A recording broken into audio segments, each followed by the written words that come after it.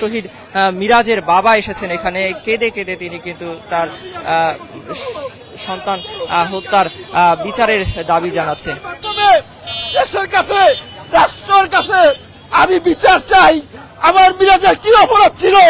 যদি কোনো অপরাধ থাকে আমাকে নিয়ে গেছে মিরাজের সাথে, আমার মিরাজের কিছু হইলো আমিও অংশীদার হইতাম। চাইলে এইটাই অপরাধ ছিল। তার মাথায় পতাকা, এইটাই অপরাধ ছিল আমার মিরাজের। তার হাতের পতাকা, এইটাই অপরাধ ছিল যে তার মোবাইলে ভিডিও করেছিল দেশবাসীর জন্য জানানোর জন্য। আর যাতে কোনো মাফিয়া বাংলার মাটিতে যাতে তৈরি না হয়, যারা আগামীতে পার্লামেন্টে যাবেন জুলাই 5 আগস্টের রক্তকে যাতে ধারণ করে সবাই একসাথে দেশের জনগণের জন্য যাতে কাজ করে। নাহলে কিসের পার্লামেন্ট, কাদের জন্য পার্লামেন্ট?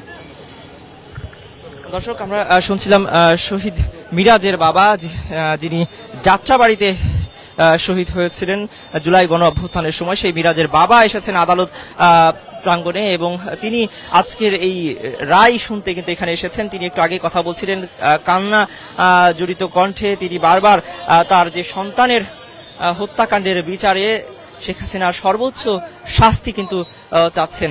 একই রকম ভাবে কিন্তু আমরা দেখেছি আরো বেশ কয়েকজন জুলাইয়ের আহত নিহত যোদ্ধাদের পরিবারের সদস্যরা এখানে এসেছেন। তারাও